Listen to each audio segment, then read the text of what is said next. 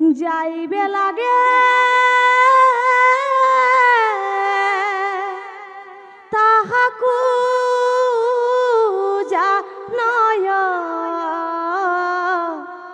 তথাপিতো পাপী গয়া ধনক হৰয় ইন্দ্ৰিয়েক জানিবেক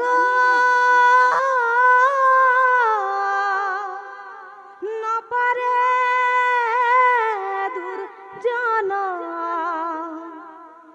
তাৰ বহু তৰয়াছে পুত্ৰ ভাৰ্যাগণ ইয়েতেকেহে সৰে দূৰা খায় কেৱলে আপুনি মাত্ৰ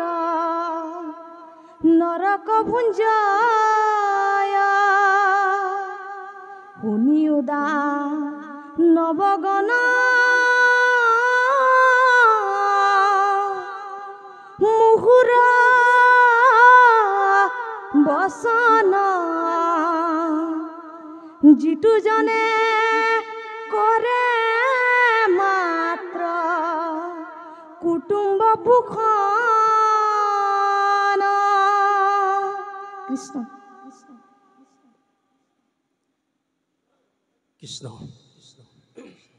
জয় গুৰু শংকৰ শ্ৰীমন্ত শংকৰ হৰি ভকতৰ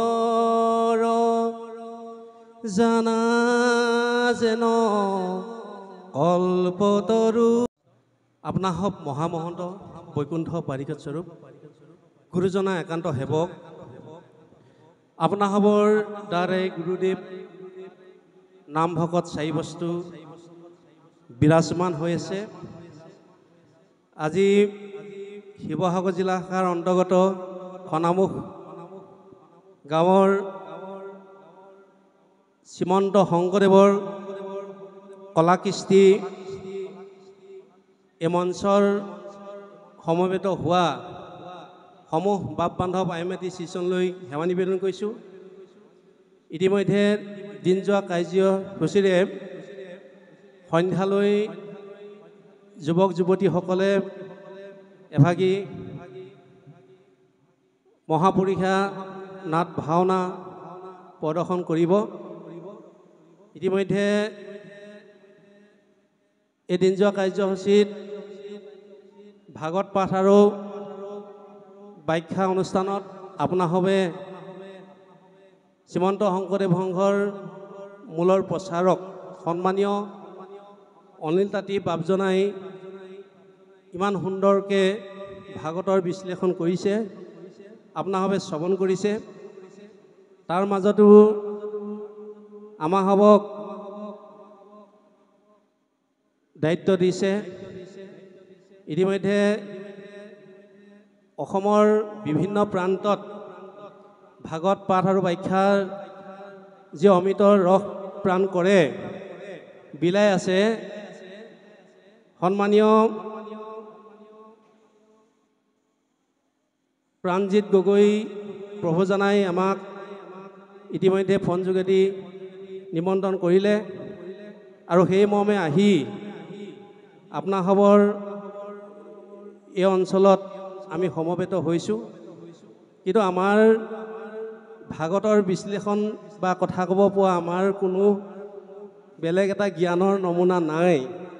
তথাপিতো আমি আপোনাসৱক দৰ্শন কৰিবৰ কাৰণে ইয়াত উপস্থিত হৈছোঁহি। গতিকে আমি সন্মুখত আসন অলংকৃত কৰা জ্ঞানজ্যেষ্ঠ বয়োজ্যেষ্ঠ সমস্তলৈ সেৱা নিবেদন কৰিছোঁ। আমাসৱক আমন্ত্ৰণ কৰি অনাৰ কাৰণে আমি প্ৰাণজিৎ গগৈ প্ৰভুজনালৈ সেৱা নিবেদন কৰিছোঁ, তাঁতী বাপজনালৈ সেৱা নিবেদন কৰিছোঁ। লগতে পাঠৰ আসন অলংকৃত কৰা আমাৰ আইগৰাকী আৰু লগতে আমাৰ অঞ্চলৰ পদ্ম কাকতি বাপজনাও খন্তেক আগতেই পাঠ কৰিলে। আমি 13 চৰণলৈ সেৱা নিবেদন কৰিছোঁ। আমাৰ বৰ্তমান পাঠত আসন অলংকৃত কৰা স্নেহা আইগৰাকীলৈ সেৱা নিবেদন কৰিছোঁ। গতিকে সমস্ত বাপ বান্ধৱ আইমাতী শ্ৰীচৰণলৈ সেৱা নিবেদন কৰিছোঁ। যুৱক যুৱতী কণ কণ মইনামণি সমস্তলৈ ভক্তিভৰা সেৱা নিবেদন কৰিছোঁ। ইতিমধ্যে উদ্যোক্তা বাপজনে কৈছে যে খন্তেক পাছতে আমাৰ কেইবাটাও অনুষ্ঠান আছে। সন্ধিয়ালৈও আমাৰ ভাওনা প্ৰদৰ্শন হ'ব। গতিকে তাৰ মাজতে আমি খুব চমুকে দুই এষাৰ কথা কৈ আমি সামৰণি মাৰিম। এতিয়া কথাটো হৈছে কি, আপোনাৰসবৰ জ্ঞানজ্যেষ্ঠ বয়োজ্যেষ্ঠসকলে সম্পূৰ্ণ এই প্ৰহ্লাদ চৰিত্ৰৰ ভাগৱতৰ কথা জানে। সন্ধিয়ালৈ নিসিংহ যাত্ৰা একেই কথা। গতিকে ইয়াত হৈছে ভাগৱতৰ যোগেদি উলিয়াইছে, তাত ভাও যোগেদি কথাখিনি ওলাব। গতিকে আমি এটা দৰ্শন চাব লাগিব প্ৰহ্লাদৰ চৰিত্ৰ যোগেদি। প্ৰহ্লাদ ক'ৰ পৰা জন্ম হ'ল, প্ৰহ্লাদনো কিয় কাৰণে ভকত হ'ল, তেওঁ কিয় বৈষ্ণৱ পুত্ৰ হ'ল, এই কথাটো আমি বিশ্লেষণ কৰিলে আমি জানিব লাগিব যে প্ৰহ্লাদে মাতৃ গৰ্ভতে তেওঁ শৰণ হৈছিলে। নাৰদৰ সান্নিধ্য পালে আৰু সান্নিধ্য পোৱাৰ লগে লগে তেতিয়া তেওঁ ভকতলৈ ৰূপান্তৰ হৈছে। গতিকে অসুৰৰ যোনিটো জন্ম হৈ দৈত্যৰ কুলত জন্ম হৈও এজন ভকত হ'ব পাৰে। সেইকাৰণে আমি ভাগৱতলৈ আহি সেইকাৰণে কৈছে ভাটোৱে ভাবিব লাগিব। ভাটোৱে ভাবিবলৈ কৈছে, গটোৱে জ্ঞানৰ কথা কৈছে, ওটোৱে ওকাৰং বৈষ্ণৱ জ্ঞানম, বৈষ্ণৱ জ্ঞানৰ কথা কৈছে, তটোৱে ইয়াত এটা নিশ্চয় তত্ত্ব আছে। 335টা অধ্যায়, 5,54,000 শব্দ, 10টা লক্ষণ, 12টা স্কন্ধ, 18,000 শ্লোক, এই হৈছে ভাগৱতৰ সমষ্টি। গতিকে আপোনালোকে জানে প্ৰথম প্ৰভু নাৰায়ণে ব্ৰহ্মাক 4টা শ্লোকত ভাগৱত প্ৰদান কৰিছিলে। বিশেষকৈ আমি অকণমান চমুকৈ সহজ সৰলকৈ বুজিব পৰাকৈ আমি যুৱক যুৱতীসকলৰ কাৰণে এই বিষয়টো উলিয়াইছোঁ। গতিকে জগতৰে প্ৰথম শ্লোকভাগ হৈছে, জগতৰে পূৰ্বময় থাকো মাত জান, কাৰ্যৰ কাৰণ কিছু নাছিলে ক আন, মোক মাত দেখিলে ক সৃষ্টিৰ মধ্যত, যত দেখা শুনা হবে মই বিচাৰত, মই অৱশেষে থাকোঁ অন্তৰত, কুণ্ডল ভাঙিলে যেন শুনাস্বৰূপত। এই হৈছে প্ৰথম শ্লোকৰ, যে মই জগতৰ পূৰ্বতে মই আছিলোঁ, বৰ্তমান মই আছোঁ আৰু ভৱিষ্যতে মই থাকিম। যেনেকৈ সোণৰ পৰা বিভিন্ন কুণ্ডল তৈয়াৰ কৰিব পাৰি আৰু সেই কুণ্ডল যদি জুইত পুৰি দিয়া হয় পুনৰ সোণে হ'ব। গতিকে এই বিশ্ব ব্ৰহ্মাণ্ডত মোৰ পৰাই সৃষ্টি হৈছে আৰু শেষত মোতে লীন যাব। 2 নম্বৰ শ্লোকভাগ হৈছে, অবস্তুক দেখাবয় বস্তুক আবৰি, এহিকে মোহৰ মায়া জানা নিষ্ঠ কৰি, নাথাকিতো দেখি যেন চন্দ্ৰমা দুতয়, থাকোত ৰাহুক যেন কেহুনে দেখয়, সেহি মতে মায়াৰ কৰি চৰক, আশাৰ বিষয় মাত দেখাৱে জীৱক। অবস্তুক দেখাৱে বস্তুক আৱৰি। আমি যিবিলাক পাৰ্থিৱ বস্তু বুলি ভাবি আছোঁ প্ৰকৃতাৰ্থত অবস্তু, সেইবোৰ হৈছে মায়া। মা পতে নেতিবাচক নাই, ইয়াৰ পতে ইতিবাচক আছে। যিটো আজি আছে কাইলৈ নাই, সেইটো হৈছে মায়া। গতিকে আমি এই পিছৰ দুভাগ শ্লোক অলপ যদি সময়টো নহ'বই চাগে, গতিকে আমি পিছত অলপ সময় যদি হয় আঁত ধৰিম। এতিয়া আমি এই ভাগৱতৰ যোগেদি আমি এটা কথাই জানিব লাগিব যে আমি ঘৰখন কেনেকৈ, তই হেৰ' বৈষ্ণৱ পুত্ৰ ভৈলি যাৰ, 21 পুৰুষ তই কৰিলি উদ্ধাৰ।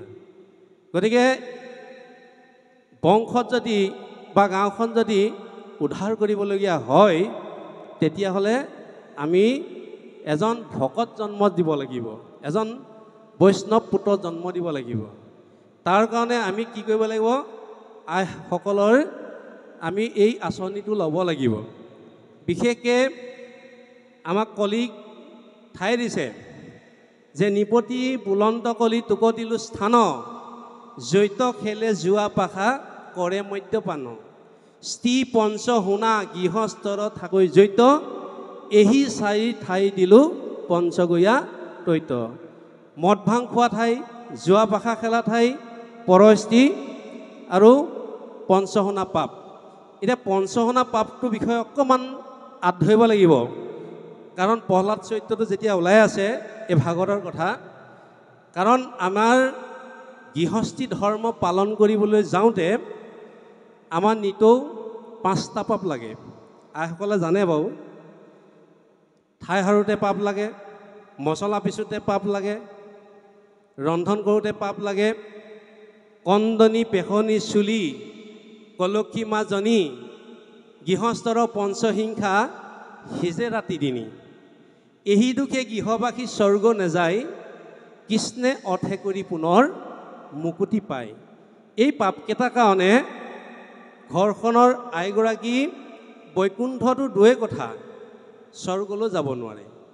কিন্তু ভাগৱতে সিদ্ধান্ত দিছে, কি বুলি দিছে? জল পুষ্প ফল মূল খাদ্য দ্ৰব্য যত, অন্ন আদি কৰি হবে কৃষ্ণত অৰ্পিব। আমি যিমান দ্ৰব্য কৃষ্ণত অৰ্পণ কৰি দিবলৈ কৈছে। যেনেকৈ আজি উদ্যোক্তাসকলে, সেৱকীসকলে যি অন্ন, যি প্ৰসাদ গোটালে, কাক দিলে? ভকতক দিলে। ভকতে পোনে পোনে ভগৱন্তলৈ অৰ্পণ কৰিলে। তাৰপিছতে আমি সকলোৱে গ্ৰহণ কৰিম। গতিকে সেইকাৰণে আমি ঘৰখনৰ পৰা আমি কেনেকৈ কৰিম? ৰন্ধন কৰা আগতেই এমুঠি আমি কি কৰিব লাগিব? ঈশ্বৰৰ নামত অৰ্পণ কৰিব লাগিব। আৰু পাছৰখিনি খাবলৈ দিওঁতে স্বামীকে প্ৰমুখ্য কৰি ঘৰৰ আলহী অতিথিক কৃষ্ণ মন্ত্ৰটো উচ্চাৰণ কৰি দিবলৈ কৈছে। কৃষ্ণ মন্ত্ৰটো উচ্চাৰণ কৰি দিলে কি হ'ব? হৰিনাম সূতাখন পাপ সুহাংগন, ক্ষণেকতে দহি কৰে চন। হৰিনামে আমাক কি কৈছে? পাপ খণ্ডন কৰে। হৰিনাম কি হৈছে? মৃত্যু সঞ্জীৱনী, হোমধুৰ হোমংগল, কিতাপ নাশক, মহাধন পৰকালৰ বিদ, ভৱ সিদ্ধিদায়ক। গতিকে যেই নাম সেই হৰি জানা নিষ্ঠ কৰি। গতিকে আমি অৰ্পণ কৰি দিয়াৰ পিছত পাছৰখিনি আমি ঈশ্বৰৰ নাম লৈ সকলোৱে সেৱন কৰিব লাগে। কাৰণ আমাৰ অন্নত ব্ৰহ্ম আছে। অন্নৰ পৰা হাত ধাতু সৃষ্টি হয়। অন্নৰ পৰা ৰস, ৰসৰ পৰা তেজ, তেজৰ পৰা মেদ, মেদৰ পৰা মাংস, মাংসৰ পৰা মজ্জা, মজ্জাৰ পৰা অস্থি, অস্থিৰ পৰা শুক্ৰ। ঈশ্বৰৰ অৰ্পিত শুদ্ধ অন্ন খালে শুদ্ধ শুক্ৰ সৃষ্টি হ'ব, আৰু শুদ্ধ শুক্ৰৰ পৰা শুদ্ধ সতী সন্তান জন্ম হ'ব। যদি তাৰ বিপৰীতে অখাদ্য সেৱন কৰে তেতিয়াহে কি হ'ব? অঘাসু বকাসু এইখিনি জন্ম হ'ব। সেইকাৰণে প্ৰহ্লাদৰ কি হৈছে? নাৰদৰ সান্নিধ্য পাই শুদ্ধ প্ৰসাদ শুদ্ধ সেৱন কৰাৰ লগে লগে অহনিকে শ্ৰৱণ কীৰ্তন কৰোঁতে কৰোঁতে তেওঁ ভক্তি লাভ কৰিব পাৰিলে, ভগৱন্তক সান্নিধ্য লাভ পালে। গতিকে এই প্ৰক্ৰিয়াখিনি যদি আমি ঘৰতে কৰিব পাৰোঁ, তই হেৰ' তেতিয়া কৈছে, কলিক কি বুলি পৰামৰ্শ দিছে? যে জৈত কৰে চব নকি তনকে খবৰ, নাচাপিবি পাপি সিটো গৃহস্থও চৰ। গতিকে য'ত শ্ৰৱণ কীৰ্তন কৰে তালৈ তুমি কেতিয়াও নাযাবা। কলিক নিৰ্দেশনা দিছে, য'ত এশৰণ ঈশ্বৰৰ চৰণত এশনীয়া লোক আছে তালৈ তুমি নাযাবা। গতিকে আমি কি কৰিব লাগিব? আজি এই অঞ্চলত ভকত আছে কাৰণে এনেকুৱা এটা অনুষ্ঠান আয়োজন কৰিবলৈ সক্ষম হৈছে। কাৰণ উদ্ধৱক প্ৰভু ভগৱন্তই কৈ থৈ গৈছে, যেতিয়া প্ৰভু ভগৱন্ত বৈকুণ্ঠলৈ যাব হৈছে তেতিয়া উদ্ধৱে কৈছে, হে প্ৰভু তুমি যে বৈকুণ্ঠলৈ যাবা ধৰাধাম এৰি, গতিকে তুমি মোক তোমাৰ লগত লৈ যোৱা। তেতিয়া প্ৰভু ভগৱন্তই কি বুলি কৈছে, তুমি আমি দুয়ো গ'লে মিলিব নথ, লুপ্ত হৈব জ্ঞান ইটো ভগতিৰ পথ, পিৰিবে দুজন কলি গুচিবে আচাৰ, হৈবে অধৰ্মত ৰতি তেবে সে প্ৰজাৰ। গতিকে তুমি আমি যদি দুয়ো এই ধৰাধাম এৰি গুচি যাওঁ তেতিয়াহ'লে ইয়াত ভক্তি ধৰ্ম লুপ্ত হ'ব, আৰু যেতিয়া ভক্তি ধৰ্ম লুপ্ত হ'ব তেতিয়া কি হ'ব, ইয়াত অধৰ্মই বিৰাজ কৰিব। গতিকে তুমি কিছুকাল থাকা, গতিকে কি কৰিবা, মোৰ শ্ৰৱণ কীৰ্তন প্ৰচাৰ কৰিবা। গতিকে আজি ইয়াত এই অঞ্চলত ভকত আছে কাৰণে এনেকুৱা শ্ৰৱণ কীৰ্তন অনুষ্ঠান আয়োজন কৰিবলৈ সক্ষম হৈছে এনেকুৱা। গতিকে আমি এই কমিটি, উদ্যোক্তা কমিটি সমস্তলৈ আমি পুনৰবাৰ সেৱা নিবেদন কৰিছোঁ। কৃষ্ণ। এতিয়া আমি এটা কথা উপলব্ধি কৰিলে নহ'ব, কাৰণ বৈকুণ্ঠত গ'লে কি হ'ব, বৈকুণ্ঠলৈ গ'লে আমি পুনৰ আৰু ঘূৰি আহিব নালাগে। স্বৰ্গত পুণ্য ক্ষয় ভৰিলে দুনাই নৰকত মৰিব লাগে বুলি কৈছে, কিন্তু ভাগৱতে সিদ্ধান্ত দিছে। কিন্তু যদি আমি বিশ্লেষণ কৰোঁ, জয় বিজয় কোন আছিল, বৈকুণ্ঠ দৌৰি আছিল, তেনেহ'লে জয় বিজয় কিয় আকৌ পুনৰ এই মৰ্ত্যধামলৈ আহিব লগা হ'ল? কাৰণ জয় বিজয় নিজৰ ভক্তি বলত বৈকুণ্ঠত স্থান পোৱা নাছিল। জয় বিজয় পিতৃ এজন ঈশ্বৰৰ একান্ত ভকত আছিল। যেতিয়া জয় বিজয় জন্ম হয় তেতিয়া মাতৃ বিয়োগ হয়। তেতিয়া জয় বিজয় পিতৃয়ে ভাবিলে যে মই এই শিশু দুটি যদি লালন পালন কৰি থাকিব লগা হয় তেতিয়া দেখোন আকৌ মই বিষয়তে মজিব লাগিব। গতিকে তাৰ শিশু তাতে এৰি তেওঁ বনলৈ ঈশ্বৰক আৰাধনা কৰিবলৈ গুচি গ'ল। ইফালে ভগৱন্তই কৈছে নহয়, মই বিনে ভকতেনি চিন্তে কিছু জ্ঞান, মই ভকতৰ পৰে নাজানো হুৱান, ভকত সমান সখী মোৰ কোন আছে, ময়ো মহাভকতৰ ফুৰু পাছে পাছে। এতিয়া ভগৱন্তই ভকতক ৰক্ষা কৰিবৰ কাৰণে আহিব লগা হ'ল। আহি সেই শিশু দুটি লৈ লক্ষীক দিলেগৈ। লক্ষীক যথাসময়ত ডাঙৰ দীঘল কৰিলে। লালন পালন কৰাৰ পিছত ডাঙৰ দীঘল হোৱাৰ পিছত চাকৰি হিচাপে বৈকুণ্ঠ দৌৰি দিলে। কিন্তু জয় বিজয় নিজৰ ভক্তি বলত বৈকুণ্ঠত স্থান পোৱা নাছিল কাৰণে পুনৰ ঘূৰি আহিব লগা হ'ল, অহংকাৰ হ'ল। সেইকাৰণে তিনিটা জন্মত পুনৰ বৈকুণ্ঠত বৰিভাৱে চিন্তি পুনৰ বৈকুণ্ঠত স্থান পাইছে।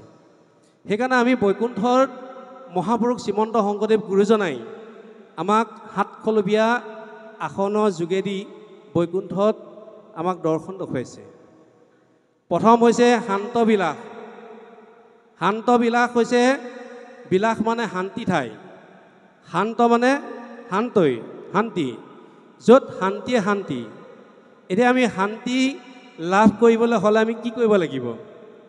আমি একমাত্ৰ ঈশ্বৰৰ চৰণত আশ্ৰয় ল'ব লাগিব, শৰণ ল'ব লাগিব, তেতিয়া আমি শান্তি লাভ কৰিব পাৰিম। আমিতো সদায় সুখকে বিচাৰিছোঁ, কিন্তু সুখ জানো আমি পাইছোঁ? কিন্তু দুখটো কেতিয়াও বিচৰা নাই, কিন্তু দুখে আমাক নধৰা কৰে। সদায় দুখৰ উপৰি দুখে আমি পাই থাকোঁ। কিন্তু ভাগৱতত আপোনালোকে জানে জ্ঞান বয়োজ্যেষ্ঠ সমষ্টি যে ভাগৱতত এগৰাকী মাতৃয়ে এগৰাকী আয়ে দুখ বিচাৰিছিলে। সেইগৰাকী হৈছে কুন্তী। যেতিয়া কৃষ্ণ তেওঁলোকৰ এই বংশ পৰিয়ালখিনি ৰক্ষণাবেক্ষণা দি তেতিয়া বিদায় সময়ত কুন্তীক কৈছে, হে পেহী, যে মই ইমান দিনে তোমাৰ পুত্ৰসকলক মই চোৱা চিতা কৰিলোঁ, গতিকে এতিয়া যুদ্ধ শেষ হৈছে, গতিকে মই যাব হৈছে, গতিকে যোৱা আগমুহূৰ্তত তোমাক এটা মই বৰ দিব বিচাৰিছোঁ, কি বৰ লাগে কোৱা। তেতিয়া কুন্তীয়ে কি বুলি কৈছে, আমি হোৱালে কি ক'লোহেঁতেন, আমাক বেংকৰ একাউণ্টত টকা পইচা পাতি ভৰাই দিয়া, ল'ৰা ছোৱালীকেইটাক চাকৰি দি দিয়া, ছোৱালীজনীক ভাল এটা দৰা দি দিয়া, গতিকে ইত্যাদি ইত্যাদি এই কথাখিনি ক'লোহেঁতেন। কিন্তু কুন্তীয়ে সেইটো বিচৰা নাছিল। কুন্তীয়ে কি বুলি কৈছে, যে মোক এনেকুৱা দুখৰ পৰি দুখ দিয়া যাতে মই এই দুখৰ ওপৰত যে তোমালৈ মনত পৰে। গতিকে আমি সেই দুখৰ মাজত সুখ বিচাৰি পোৱা সেইগৰাকী কুন্তী আই। গতিকে আমি ঈশ্বৰৰ চৰণত যদি একান্ত কায় বাক্য মনেৰে যদি আমি শৰণ লওঁ, তেতিয়া আমি সেই প্ৰথম দুৱাৰখন আমি অতিক্ৰম কৰিব পাৰিম। দ্বিতীয় দুৱাৰখন হৈছে পদ্মবিলাস। পদ্ম মানে পদুম ফুল। পদুম ফুলৰ বিশেষ গুণটো হৈছে ই বোকাৰ পানীত থাকিও ই কেতিয়াও লিপ্ত হৈ নাথাকে। কিন্তু আমিও ঠিক একেই সংসাৰৰ মায়াত আবদ্ধ হৈ আছোঁ, মানে জৰ্জৰিত হৈ আছোঁ যদিও যাতে সংসাৰৰ মায়াই আমাক অতিক্ৰম কৰিব নোৱাৰে, তাৰ মাজেদি আমি ভকত সেৱা কৰিব পাৰোঁ, গুৰু সেৱা কৰিব পাৰোঁ, তেতিয়া আমি সেই দুৱাৰখন লাভ কৰিব পাৰিম। তৃতীয়খন দুৱাৰ হৈছে শ্বেতবিলাস। শ্বেত মানে বগা। বগা হৈছে সত্য প্ৰতীক, শুদ্ধ প্ৰতীক। এতিয়া আমি যেনেকৈ যদি কোনোবা এজনে যদি ক'লা চশমা এখন পিন্ধি থাকে, তেতিয়া কি দেখিব, ক'লাই দেখিব। ৰঙা পিন্ধাৰ লগে লগে ৰঙাই দেখিব। গতিকে আমাৰ ভাৱনাবিলাক যদি শুদ্ধ হয়, তেতিয়া আমি সেই শুদ্ধকে দেখিম। কিন্তু আমাৰ ভাৱনাবিলাক যদি অশুদ্ধ হয়, তেতিয়া আমি সকলোকে অশুদ্ধ দেখিম। এজন ভাগৱত পাঠ আৰু ব্যাখ্যা অনুষ্ঠান চলি আছে, তাৰ মাজতে হনুমানে ছদ্মবেশ ধাৰণ কৰি তাতে শুনি আছে। তেতিয়া কি বুলি কৈছে, সেই হনুমানে কৈছে, তাত শুনি আছে, শ্ৰৱণ কৰি আছে। তেতিয়া ব্যাখ্যাকাৰজনে কৈছে যে অশোক বনত যিবিলাক ফুল আছিল, সেই ফুলবিলাক বগা আছিল। তেতিয়া হনুমানে ৰ'ব নোৱাৰি আচল ৰূপ ধাৰণ কৰি ক'লে, মই হনুমান, যেতিয়া অশোক বনত মই নিজে আছোঁ, ফুলবিলাক প্ৰকৃতাৰ্থত ৰঙা। তেতিয়া ব্যাখ্যাকাৰজনে ক'লে যে হে হনুমান, যেতিয়া ৰাৱণে সীতাক হৰণ কৰি নিছিলে, সেই সময়ত তুমি তাত আছিলা সঁচা, আৰু সেই দৃশ্যটো দেখাৰ লগে লগে তেতিয়া তুমি তোমাৰ চকুত ভমকত ৰঙা হৈ গৈছিল, তোমাৰ চকু খঙৰ ভমকত। তেতিয়া তুমি এই ফুলবিলাক সমস্তকে ৰঙা দেখিলা। গতিকে সেইকাৰণে আমাৰ ভাৱনাবিলাক শুদ্ধ হ'ব লাগে, সত্য হ'ব লাগে। আমি পোনপ্ৰথমে ভকত এজন লগ পোৱাৰ লগে লগে আমাৰ ভাৱনাবিলাক কি হয়, বেয়া দিশ, বেয়া চৰিত্ৰটো আমাৰ আলোচনাটো বেছি হয়।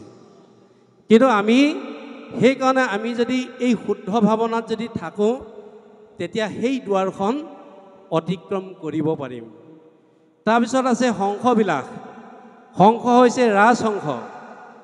ৰাজহংস যেনেকৈ সি পানী আৰু গাখীৰ মাজত যেনেকৈ গাখীৰ নিৰ্বাচন কৰি খাব পাৰে, ঠিক তেনেকৈ আমাৰ বেয়া মাজত ভালবিলাক নিৰ্বাচন কৰি কোনটো দোষ কোনটো সুখ কোনটো দোষী কোনটো নিৰ্দোষী এই কথাখিনি আলোচনা কৰি বেয়াবিলাক পৰিহাৰ কৰি ভালবিলাক ল'ব লাগিব তেতিয়াহে আমি সেই দুৱাৰখন অতিক্ৰম কৰিব পাৰিম তাৰপিছত আছে কনক দণ্ড কনক দণ্ড হৈছে কনক মানে সোণ দণ্ড মানে লাঠি লাঠি নিজৰ অস্তিত্ব নাই সি আনে বগুৱাই লয় ই বাগৰে ঠিক আমি গুৰুৰ ওচৰত যেতিয়া শৰণ ল'ম গুৰুৱে যিখিনি কথা আমাক ক'ব শিকাব এই কথাখিনি পালন কৰোঁতে কৰোঁতে কৰোঁতে কৰোঁতে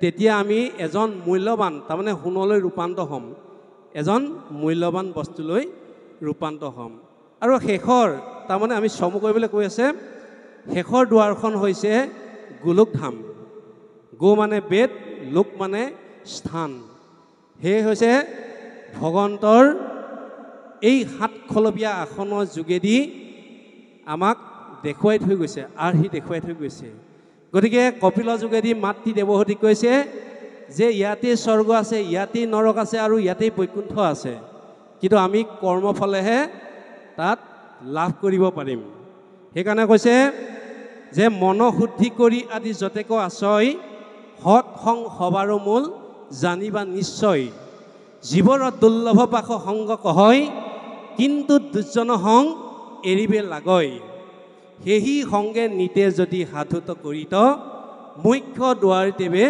শুৱয় মুকুত মা তুমি ভাল মানুহ যদি হ'ব বিচৰা তেতিয়াহ'লে বেয়া সং ত্যাগ কৰিব লাগিব আৰু তেতিয়া মোৰ চৰণত শৰণ লোৱা আশ্ৰয় লোৱা সেহি সংগে নিতে যদি সাধুত কৰিত মুখ্য দুৱাৰ তেবে শুৱয় মুকুত তেতিয়াহে মুখ্য